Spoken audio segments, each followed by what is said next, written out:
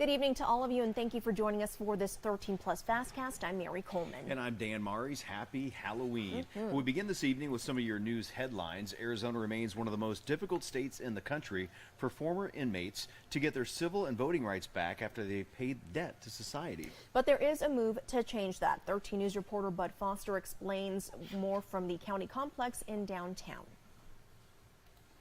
In 2017, I was released from Arizona State Prison and re-entered the community here in Tucson. Joe Watson spent a decade in prison after a gambling addiction led to a series of robberies to support his habit, but he's been a model citizen since his release 6 years ago. I've been working full-time since I was released, paying taxes.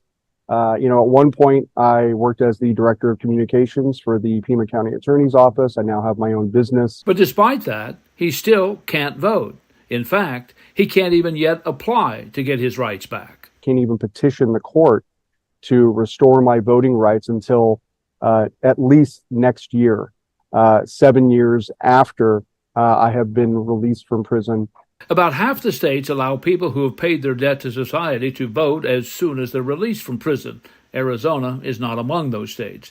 According to the National Conference of State Legislatures, Arizona joins 10 other states which make restoration of voting rights nearly impossible. I think it's almost become a cliche to say that it makes you feel like a second-class citizen, but it does. The governor's bipartisan task force on election integrity, which met for the final time last week, has shied away from fully supporting restored voting rights for convicted felons. We really need to think about, what does it mean to forgive those who we sent to prison, and what we're going to do when they get out. The Pima County Recorder, Gabriela Cesares Kelly, was on that task force and believes the task force hesitancy on rights restoration is a political decision meant to disenfranchise a certain population. Oh, absolutely. I think it's absolutely a political decision. We need to rethink some of the barriers that we have been put in front of voting.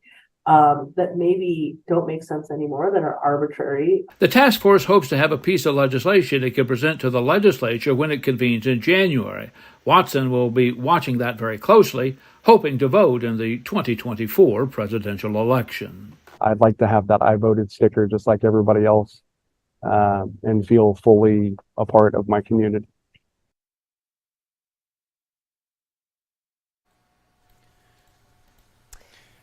To our website now, a Tucson man is accused of making multiple violent threats over the phone, some of them on targets hundreds of miles away. The FBI says Amir Faruqi is accused of calling Tucson ER Hospital and Northwest Medical Center and threatening mass shootings. He is also accused of calling in threats to blow up school buses in the Indianapolis area, and police say he also threatened to rape and murder a member of the Bloomington, Indiana Police Department. Authorities arrested him last week, and charges against him are pending. As officials say, disturbing and worrying episodes of anti-Semitic and anti-Muslim hate take place across America. The FBI director issued a stark warning, telling the nation that the war in the Middle East could inspire extremists here in the United States to carry out more attacks against Americans. And it is all happening against a backdrop of Jewish students fearful on college campuses, with vandalism and violent rhetoric raising alarms from law enforcement. Mike Valerio has the very latest tonight.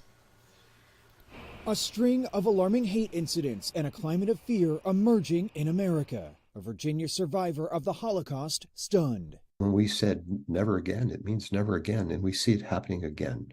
Anti-Semitic threats, vandalism, and outbursts across the U.S. are now being reported. The FBI director and Secretary of Homeland Security both described new threats to the homeland since the latest war between Hamas and Israel began. In the days and weeks since, we have responded to an increase in threats against Jewish, Muslim, and Arab American communities and institutions across our country.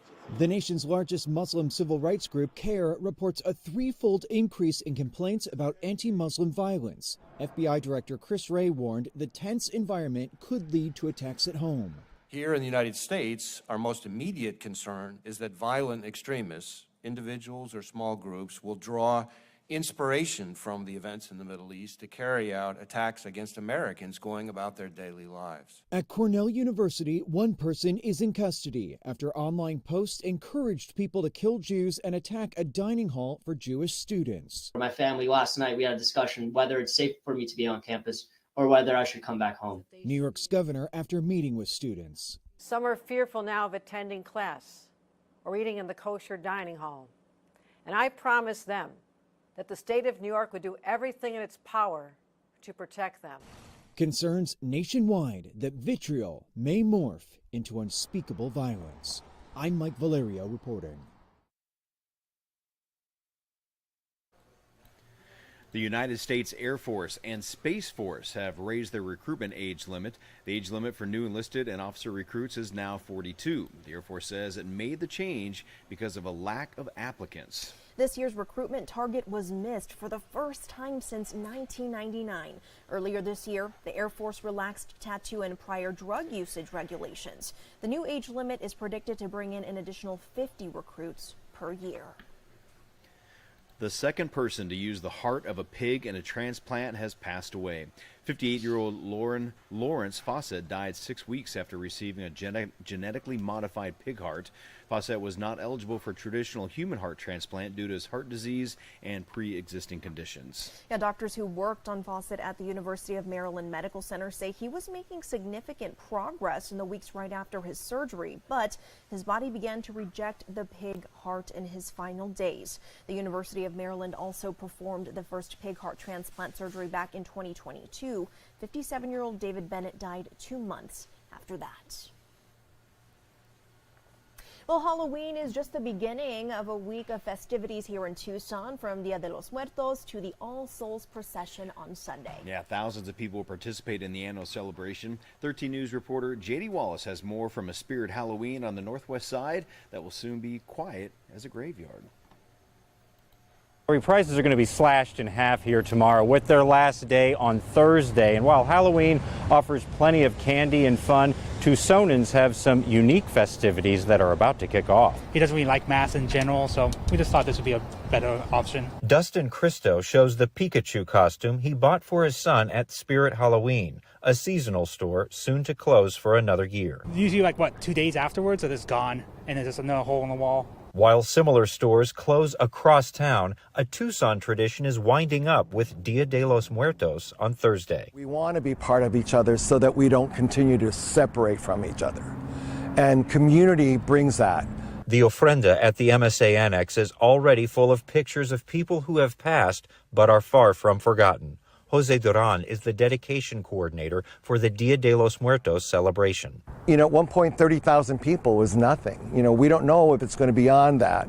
But to see that volume of Tucson knowingly bring a memorial portion of their life to remember them is just fantastic. So my father had passed away in January, so it takes an extra place in my heart this year. Robin Rydell will participate in the All Souls procession Sunday, just as she has done for years. The procession ends near the annex with the burning of the urn. Me being Hispanic, I just really feel that it's important for our traditional culture to come together and have this for us. It just brings people together, get the minds off things, and enjoy whatever they want to do. Dustin Christo might not be there, but he can still participate from home. I just put my candles out for the family we lost, and I just kind of pay respect. The festivities begin as soon as tomorrow. The All Souls Procession website is linked with this story on KOLD.com. In Marana, J.D. Wallace, 13 News. All right, time for a check of the D-backs game, Dan. This is tough to look at. Look at that. It really is. In 11-1, bottom of the 8th. I want to stay hopeful, but it's really hard to right now. All of us are just watching the game with sad faces. Thankfully, it's not the end, but this is very ugly. It's very ugly. Yeah, it's going to put them in a tough spot, but I don't know. Miracles can happen. Miracles Mary. can happen, Dan. Stranger things have, right? Well, now we want to bring in meteorologist Corey Kowitz for a check of our weather. Corey, scoot in here. We're going to just ignore the score right now and talk about some good stuff.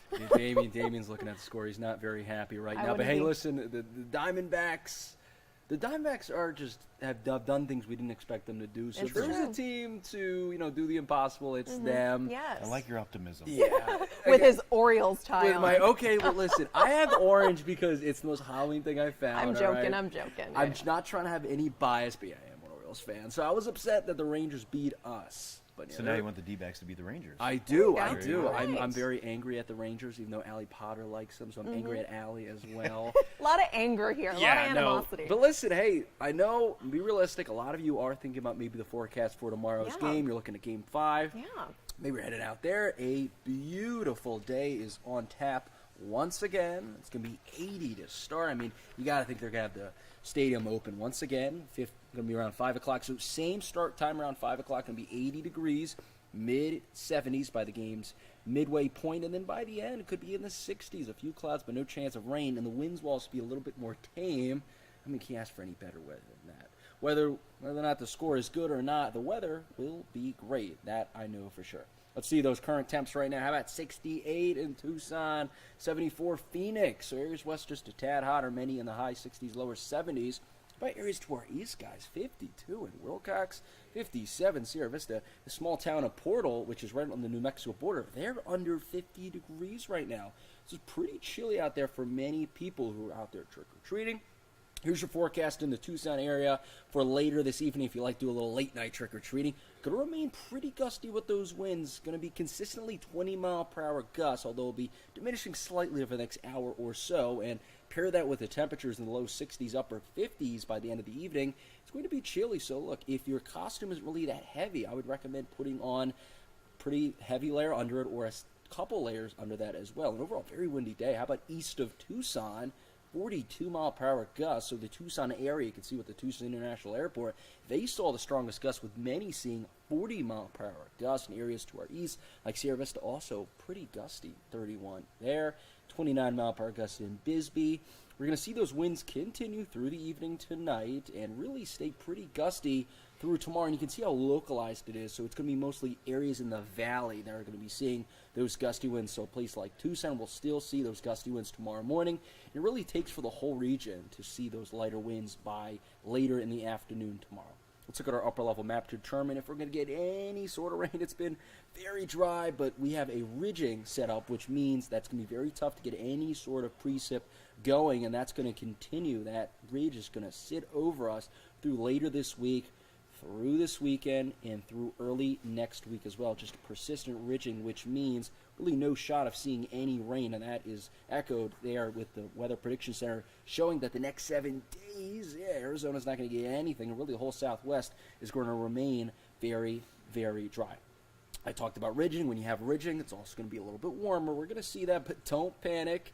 It's not going to be anything too crazy. In the mid-80s by later this week, and then into maybe the upper 80s by later in the weekend, into later next week, or early in the week. You can see those averages, or it gets dips down to the high 70s as the average temperature. Those temperatures aren't too bad, right? When you have upper 80s as the hottest temperature with the hot beginning of fall and summer we had, I'll take it. So still breezy tomorrow in the morning. Temps ramping up just a bit, but still very, very nice temperature-wise with those cool morning lows persisting. So, yeah, after this warm-up, it's still going to feel like fall. We're not expecting anything crazy like 90 degrees, but it will be a little bit toastier as you head to the weekend and early next week.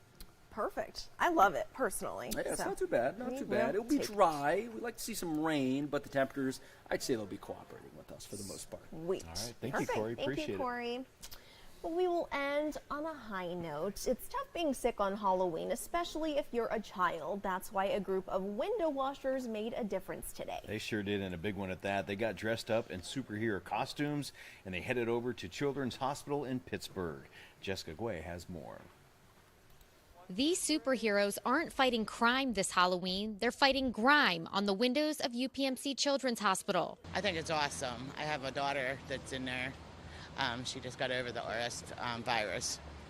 And I think it's wonderful. She just got done seeing Batman. Spider-Man, Captain America, Batman, and Superman rappel down the side of the building to cheer up patients in the rooms. As a father, and I'd say other people can agree, is like when you see a child happy, it's a wonderful thing.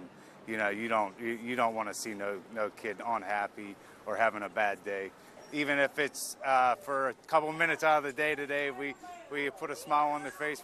We love it, and we hope they do too. For nearly 10 years, workers from Allegheny Window Cleaning have been putting on the comic book costumes before cleaning the windows. Superman said it's all about making the day better for everyone in the hospital. It's wonderful for the kids. They come running to the windows and want to high five us and thumbs up, and the parents love it, the staff loves it. It's a great day. She's like, Mom, I seen Batman. She's excited. The superhero window washers swing by Children's twice a year. They'll be back in the spring. It absolutely brightens our day. We love it. And not all heroes wear capes. They walk the hospital's halls every day.